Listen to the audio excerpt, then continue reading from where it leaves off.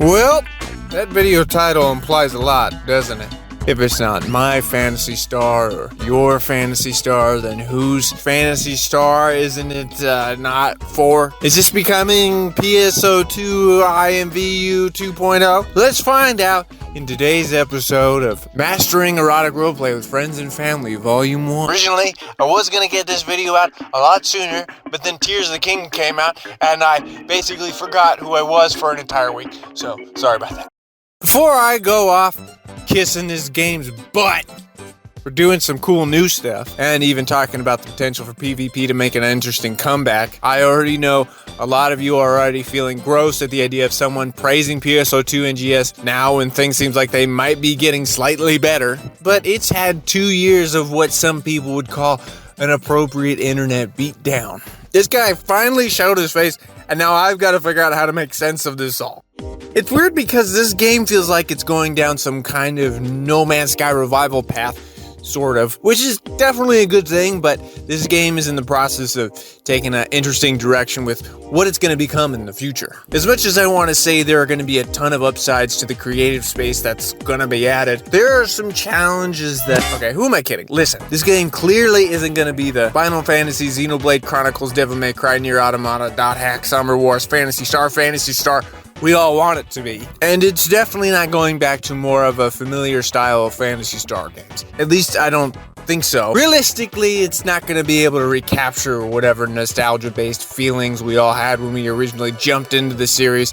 And for those who haven't had their roller coaster ride of a Phantasy Star experience yet, then imagine what it would be like to jump in the first time during the major June update. Anyone new who joins us then is going to have a pretty enjoyable, unique Phantasy Star experience for the first time that none of us have ever had in a Phantasy Star game before.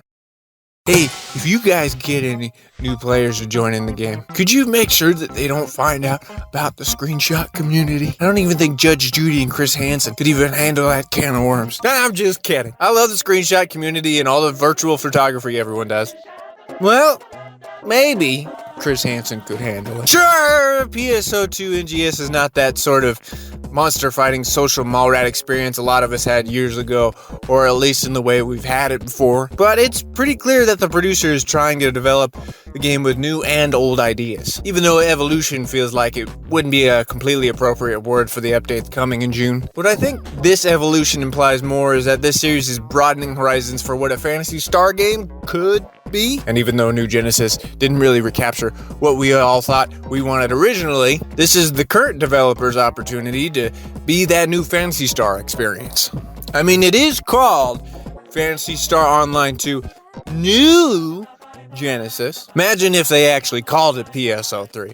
I'm sure that totally wouldn't have pissed off anybody. The Phantasy Star Online series has always meant something kind of different for all of us, and a lot of us came from different entry points in the series. Most of us care a lot about the action combat character level experience, and some of us care a lot about the social creative aspects of the game. And if you spent more than a day in this game, it doesn't take you very long to realize why the creative social types are the majority of the ones left chilling out in the lobbies. For example, here's a little bit of social trivia to prove it. There's a little questionable joke that floats around with Phantasy Star community. It goes something like this. What is the true endgame of PSO2 and or NGS? That's right. The answer is fashion. Boob accessories, lobby grinding, or the Sumakiri. The J-Sword camo would have also been accepted. So at this point, you can kind of understand what I'm getting to, is that NGS is going to be aiming more towards the social player creative direction than being like your previously Phantasy Star Online experience. And I think it might even pay off. I had this kind of idea that some people might be worried that the development team might be spreading themselves too thin across trying to do everything for everyone, rather than focusing on a tight-knit PSO game.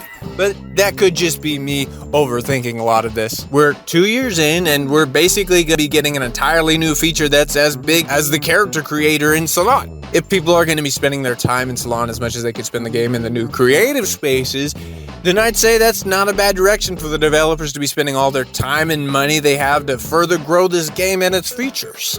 I mean, people aren't hanging out in Salon because they hate it. People spend hours in there because they love the fine-tuned detailing they can do on their characters. And I'm really curious to see how this plays out in the creative spaces. Now, does that mean that I'm discouraging people from thinking that this game is going to become less of an action combat oriented game over time? No, what I'm starting to think is that they actually might be giving us more ways to explore the character action combat in the long run.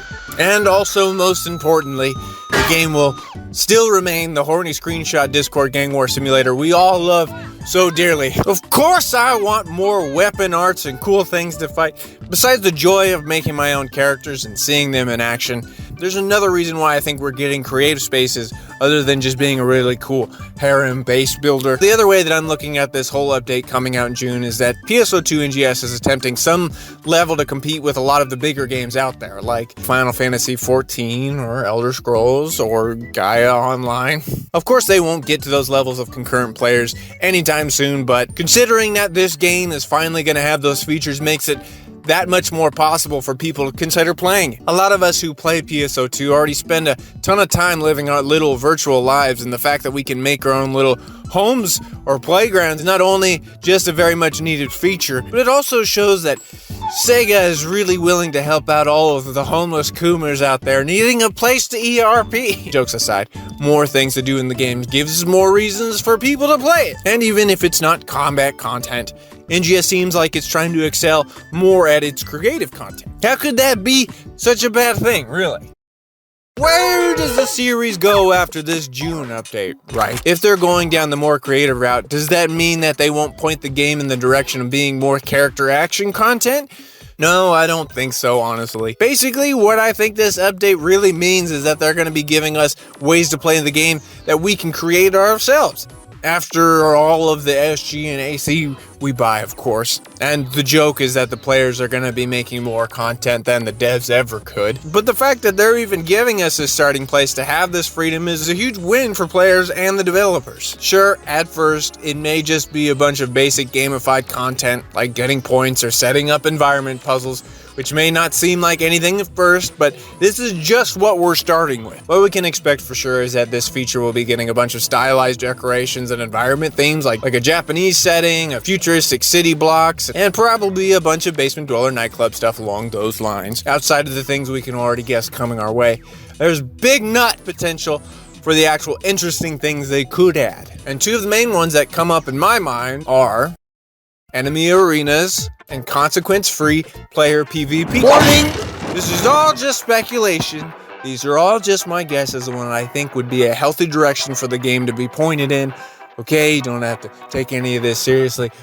Let's move on. One reason I think enemy spawners are going to be added to creative spaces is because if I was a producer of this game, firstly, I would redesign this entire fucking town. The only interior space is used for story, and it feels like we're all living in a town full of storage bins for my lewd anime figures. The main reason I would add in enemy spawners is because the producer needs to get more reasons for people to want to play the game, other than being driven by some kind of desire just to be social or AFK lingerie mannequins. Not that I'm saying there's anything wrong with that, trust me, I do it too sometimes. Adding in enemy spawners means that players could make all kinds of interesting combat challenges that have people enjoy the decent action combat systems built in. Also, I'm looking forward to the possibility of just making my own arenas where I could fight a modified Bujin for fun or for ERP. Is this thing male or female?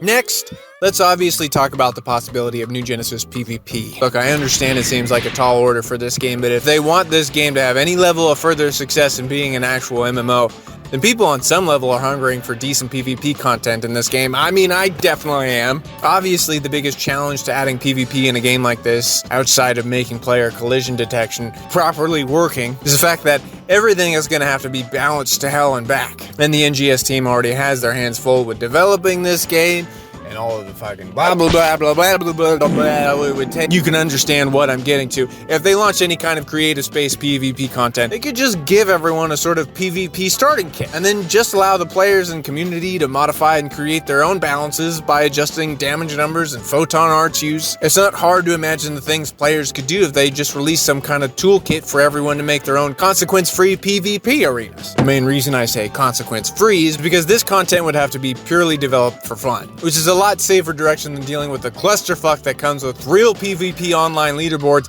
and official balance patches. It would be a huge chunk of work for them to actually create something like this, but they could approach it the same way they develop creative spaces behind the scenes. I mean, imagine if you could even combine both enemy spawners and PvP elements into some kind of custom arena game mode. I'm not saying that the community-driven PvP would save the game, but it would definitely be a bigger optional incentive for people who want more competitive experiences outside of our game that's also becoming a build a Barbie dollhouse simulator. And even on a bigger note, I bet all of my money that this is all just some kind of beta testing for their big Sega Super game that they're working on anyways. So sure, there's still this lingering idea that the game is focusing more on giving players tools to make their own content, which might have not been as on par with giving us a jam-packed character action package, but the producer and the NGS dev team only have so much they could work with, and I'm sure they would give us more if they could. So instead, they're giving us a chance to make our own fun, and it's actually fucking impossible to try and please everyone, especially when you have an audience like PSO2 NGS has. And Creative Spaces is looking like it has the potential of being an actually cool Phantasy Star toy box if they do the right things. The unfortunate thing is that even if we did get an enemy spawner and PvP tools and all kinds of new content and toys for Creative Space, we're still gonna need another 1-minute meme video where someone like a Moist Critical socializes with a big pair of tits to help get the game back in the public eyes again. Yeah, I saw that AC level skip bullshit. Most MMOs have this. Final Fantasy XIV, of course, being the biggest example, but I don't think there are any NGS players who feel like this is a good thing. It feels more like I would be paying for a fast pass to get to the end of a semi-entertaining Disneyland ride nobody cared to get on, and in reality that would probably be more entertaining than paying for money for the fast pass in PSO2 NGS.